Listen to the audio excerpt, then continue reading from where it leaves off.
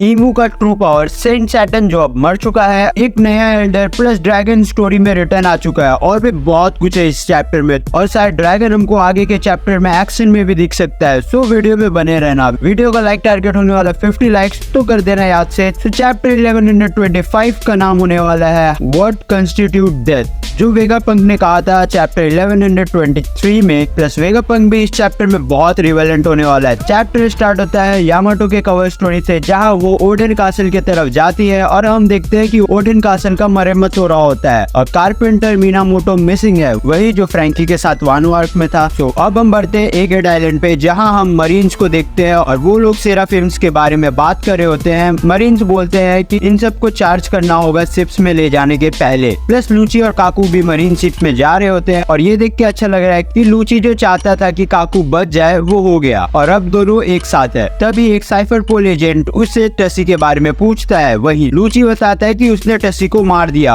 और ये बताते वक्त लूची के फेस में कोई इमोशन नहीं था। वहीं काकू अपनी इमोशन को हाइड कर रहा होता है और इस चैप्टर में हम टसी को नहीं देखते हैं और मुझे तो लगता है कि टसी नहीं मरी होगी, बिकॉज वन पीस में मरे हुए कैरेक्टर को जिंदा कर देना एक रिचुअल हो चुका है। नाउ सीन कट होता है सैटर्न के तरफ और वो 200 साल पहले मरी जुआज में क्या हुआ था वो इसी चीज को सोच रहा होता है, बिकॉज सैटर्न ने 200 साल पहले एक साइंटिस्ट ग्रुप को ऑर्डर किया था जायंट रोबोट एमेथ को डिस्ट्रॉय करने के लिए। बट उन साइंटिस्ट ने एमेथ को छुपा दिया स्टडी करने के लिए, वो भी सीक्रेटली। और तुमको मालूम है कि एमेथ ने बहुत बड़ा रोल प्ले किया स्ट्रॉ हैट को एगेट से भगाने के लिए और प्लस ब्रॉडकास्ट भी पॉसिबल हो पाया एमेथ के ही चलते, बिकॉज ब्रॉडकास्ट का ट्रांसपोंडर स्लेन एमेथ के ही अंदर छुपाया गया था और एमेथ का फिजिकल स्ट्रेंथ और जॉय बॉय की हाकी रिलीज करना, जिससे पूरा का पूरा आइलैंड बेहोश हो गया। साथ ही साथ 3 एल्डर्स को उनके घर भी पहुंचा दिया। और अगर सैटर्न एमेथ को डिस्ट्रॉय करने पे 200 साल पहले ध्यान दिया होता तो ये सब कुछ नहीं होता और अब सैटर्न ही रिस्पॉन्सिबल है वर्ल्ड गवर्नमेंट का फेलियर के पीछे। नाउ हम देखते हैं कि सैटर्न 9 वाइस एडमिरल से बात कर रहा होता है। सैटर्न बोलता है कि हम लोग जिस चीज के लिए आए थे वो मिल गया, पावर प्लांट, यॉर्क और पंक रिकॉर्ड, बट उनको एक बहुत बड़ा फेलियर से भी सफर करना पड़ा, जिसके लिए वाइस एडमिरल उससे माफी मांगते हैं और बोलते हैं कि हम लोग इमीडिएटली एल्बफ की तरफ जाते हैं और स्ट्रॉ हैट को पकड़ लेते हैं। बट सैटर्न मना कर देता है, बिकॉज इतना हगने के बाद और हगने का जरूरत नहीं है। नाउ अब सैटर्न बताता है फेलियर के बारे में, बोलता है कि वेगापंक का मैसेज पूरे वर्ल्ड में ब्रॉडकास्ट हो गया, यही सबसे बड़ा फेलियर था। बट देखा जाए तो एमेथ को ना डिस्ट्रॉय करना ही सबसे बड़ा फेलियर था। अगर एमेथ नहीं होता तो ये सब पॉसिबल ही नहीं था। अब वाइस एडमिरल डोबरमैन सैटर्न से पूछता है कि अगर आप वेगापंक के मैसेज को फेलियर बोल रहे हो तो इसका मतलब है कि वेगापंक ने जो जो बोला है वो सब सच है। और ये सुन के सैटर्न ने सडनली डोबरमैन का सर ही उड़ा दिया, वो भी सारे वाइस एडमिरल के सामने, और वो लोग सब सरप्राइज हो चुके हैं। मरीन्स मेडिकल टीम्स को बुला रहे होते हैं और अब हम चलते लैबो फेस में, जहां हम यॉर्क को देखते हैं जो नोटिस करती है जो क्लाउड मशीन है वो ऑटोमेटिकली काम करने लगा है और यॉर्क उसको रोकने का ट्राई करती है, but she is too late. और पंक रिकॉर्ड का जो अपर पार्ट था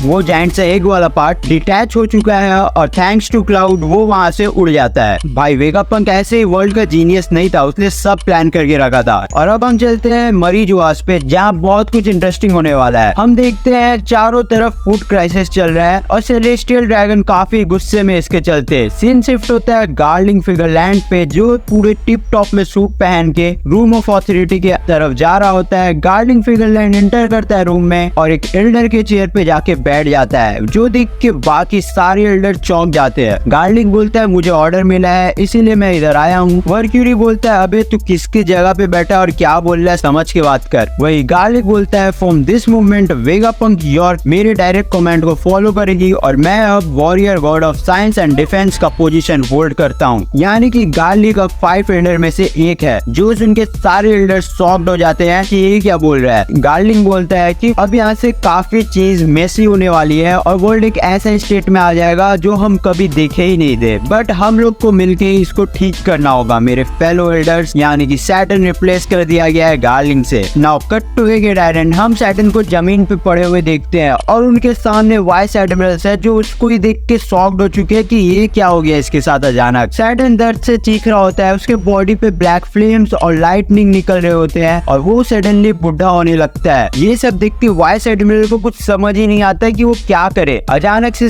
सैटर्न के हेड में ईमू का वॉइस आने लगा जो बोलता है या बोलती है कि तुमने जॉय बॉय को क्यों भागने दिया। सैटर्न दर्द से बोलता है please have mercy. Joy boy का पावर मेरे एक्सपेक्टेशन से बहुत ज्यादा था एंड सडनली एक बड़ा सा एक्सप्लोजन होता है ब्लैक फ्लेम्स एंड लाइटनिंग का, और जैसे ही फ्लेम्स खत्म होते हैं सैटर्न का बस स्केलेटन ही बचा हुआ है जमीन पे। सो सैटर्न जो डिजर्व करता था वो उसको मिला, प्लस हमको ईमू के भी कुछ पावर का पता चला। जो थ्योरी था कि एल्डर्स के पावर के पीछे ईमू का हाथ है और ईमू पावर देती है तो उसको ले भी सकती है, और गार्लिंग भी अब इमॉर्टल हो जाएगा क्योंकि वो भी अब एल्डर्स है। प्लस हमको ये भी पता चला कि ईमो जिसको तिसको पकड़ के एल्डर नहीं बनाती, वो एक डिजर्विंग बंदे को एल्डर बनाती है। आगे के कुछ चैप्टर्स में अब और मजा आने वाला है क्योंकि गार्लिक के पावर हम सैंक्स से कंपेयर करते हैं। चैप्टर में आगे हम चलते हैं पंक रिकॉर्ड में जो अब उड़ के गेट से बहुत दूर चला गया है, और हमको पता चलता है कि साका, एडिशन, पाइथागोरस एंड एटलास जिंदा है और वो लोग यॉर्क एंड पंक रिकॉर्ड के बारे में बात कर रहे हैं। पाइथागोरस बोलता है हम लोग के ब्रेन वेव के चलते हम दुनिया के किसी भी कोने में कनेक्ट हो सकते हैं, तो यॉर्क हमारे ब्रेन की इंफॉर्मेशन को एक्वायर कर सकती है। वहीं एडिसन बोलता है कि हाँ तुमने सच बोला, बट उसके हाथों वेस्ट होने से अच्छा है कि हम ह्यूमैनिटी के काम में आए। साका बोलता है कि यॉर्क के चलते हम फेल हुए और लेबोरेटरी भी नहीं ले पाए, जो सुन के पाइथागोरस बोलता है हाँ, और हमारे पास उतना बजट भी नहीं है और मटेरियल भी नहीं है कि हम उसको नया बना पाए। तब एडिसन बोलता है कि इसके लिए हमारा एक दोस्त काम आएगा, और हम देखते हैं कि एक डोम में एक अजीब सा बॉडी जो काफी रिप्लेसमेंट पार्ट से बना है, जिसमें एडिसन का हेड, साका का बॉडी, एटलास का लेफ्ट हैंड, पाइथागोरस का राइट हैंड, वो सब है और वो चारों एक ही बॉडी में है। बट स्टेला का क्या हुआ? इधर हम स्टेला को बात करते हुए नहीं देख। नाउ एडिसन बोलता है बताओ कैसा लगा। एटलास बोलती है वियर्ड, और वो लोग थोड़ा हंसी मजाक का बात करते हैं। और अब एडिसन करता है अपने फ्रेंड को कॉल। हेरेदास होता है वेदेरिया से, जिसने नामी को ही वेदर कंट्रोल सिखाया था। एडिसन बोलता है हेलो वेदेरिया, वेगापंक हियर। हेरेदास बोलता है व्हाट द, क्या चाहिए तुमको, तुम अभी तक मरे नहीं।